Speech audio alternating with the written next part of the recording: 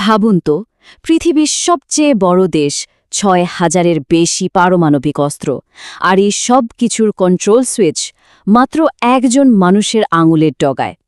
কিন্তু এটা কিভাবে সম্ভব? একের পর এক যুদ্ধ, পশ্চিমাদের হাজারো নিষেধাজ্ঞা, আর দেশের ভেতরের ক্ষোভ, এত কিছুর পরও এই মানুষটিকে কিছুতেই ক্ষমতা থেকে সরানো যায় না কেন?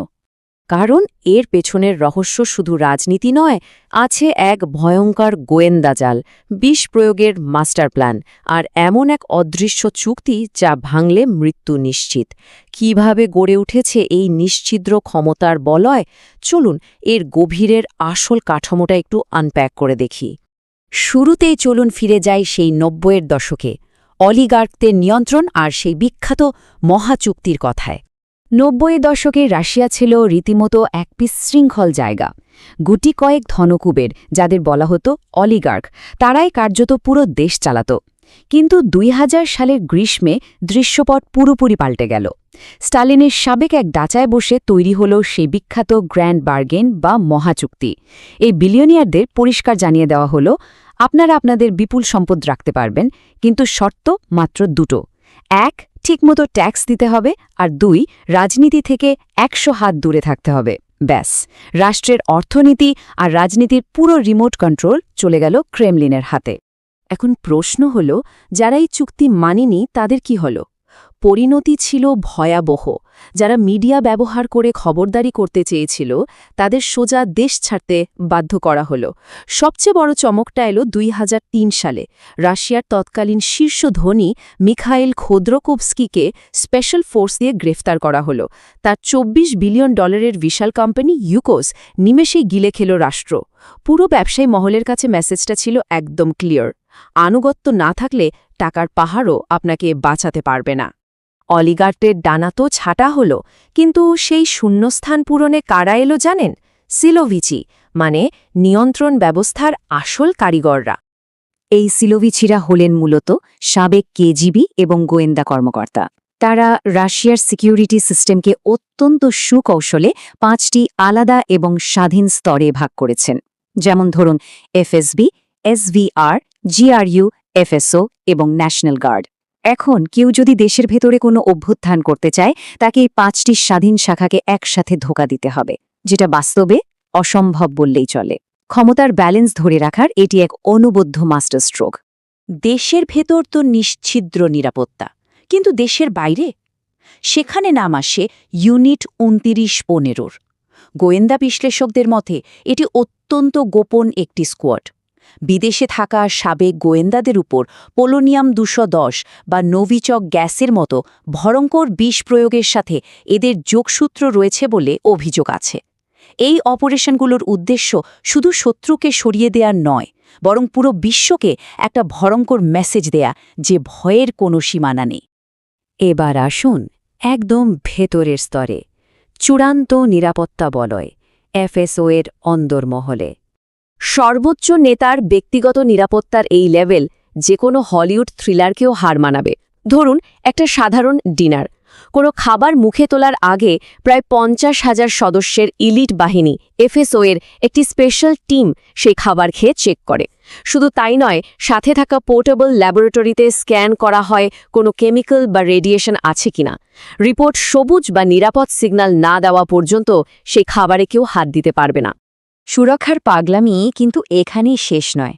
বিদেশ সফরে গেলে বিদেশি গুপ্তচররা যাতে স্বাস্থ্যগত কোনো ডেটা বিশ্লেষণ করতে না পারে, সেজন্য শারীরিক বর্জ্য বা ডিএনএ পর্যন্ত সযত্নে সংগ্রহ করে দেশে ফিরিয়ে আনা হয়। বসার চেয়ারটা আগে এক্স-রে করা হয়। আর যারা এই নিরাপত্তার দায়িত্বে থাকেন, সেই এজেন্টদের ফিজিক্যাল ফিটনেসের কড়াকড়ির পাশাপাশি তাদের ৩ প্রজন্ম পেছনের ব্যাকগ্রাউন্ড চেক করা হয়, রক্তে যেন কোনো বিদ্রোহের জীবাণু লুকিয়ে না থাকে। তবে শুধু ফিজিক্যাল সিকিউরিটি দিয়ে কি আর ১৪ কোটি মানুষকে কন্ট্রোল করা যায়? এর জন্য প্রয়োজন এক সাইকোলজিক্যাল গেম বা মনস্তাত্ত্বিক নিয়ন্ত্রণ। এখানে কাজ করে একটা অদ্ভুত ফর্মুলা। একদিকে আছে ভ্লাদিস্লাভ শুরকোভের সার্বভৌম গণতন্ত্র বা ম্যানেজড ডেমোক্রেসির আইডিয়া। এখানে নির্বাচনের একটা শো থাকে, ভুয়া বিরোধী দলও থাকে, কিন্তু তার সবকিছুর সুতো থাকে ক্রেমলিনের হাতে। আর অন্যদিকে আছে আলেকজান্ডার দুগিনের ইউরেশিয়ানবাদ দর্শন, যা পশ্চিমাদের উদারবাদকে রীতিমতো এক সভ্যতার শত্রু হিসেবে দাঁড় করায়। মানে ভেতরে একটা সাজানো গণতন্ত্র আর বাইরে এক বড় শত্রুর ভয়। এই দুয়ে মিলে মানুষ থাকে ঐক্যবদ্ধ। আর এই নিয়ন্ত্রণ কিন্তু একদিনে প্রতিষ্ঠিত হয়নি। ২০০৪ সালে সেই মর্মান্তিক বেসলান স্কুল ট্র্যাজেডির কথা ভাবুন। ওই ঘটনার পর রাষ্ট্রের নিরাপত্তা জোরদার করার যুক্তিতে আঞ্চলিক স্বায়ত্তশাসন বাতিল করে দেওয়া হয়। স্থানীয়ভাবে নির্বাচিত গভর্নরদের বদলে সরাসরি কেন্দ্র থেকে অনুগত লোক বসানো শুরু হয়। এরপর ২০১২ সালে আসে ফরেন এজেন্ট আইন। সুশীল সমাজ থেকে শুরু করে এনজিও সবার ওপর কড়া নজরদারি। ধাপে ধাপে খুব হিসেব করে পুরো ক্ষমতা একটা সিঙ্গল পয়েন্টে নিয়ে আসা হয়েছে। এখন এতক্ষণ তো দেখলাম ভেতরের ব্যাপার, কিন্তু বাইরের দুনিয়া থেকে এই পুরো সিস্টেমকে রক্ষা করছে কি?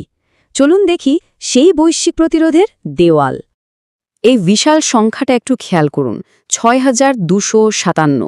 এটি হলো রাশিয়ার হাতে থাকা আনুমানিক পারমাণবিক ওয়ারহেডের সংখ্যা, যার মধ্যে ১৪০০র বেশি সবসময় যুদ্ধের জন্য প্রস্তুত বা অ্যাক্টিভ মোডে থাকে। এত বিপুল পরিমাণ পারমাণবিক অস্ত্রই হল যে কোনো বিদেশি সামরিক হস্তক্ষেপ ঠেকানোর সবচেয়ে বড়, সবচেয়ে চূড়ান্ত ঢাল। আর এর সাথে যোগ করুন ডেড হ্যান্ড বা পেরিমিটার সিস্টেমের মতো স্বয়ংক্রিয় ব্যবস্থাকে। এটা কতটা ভয়ঙ্কর জানেন? ধরুন কোনো হামলায় দেশের শীর্ষ নেতৃত্ব পুরোপুরি ধ্বংস হয়ে গেল।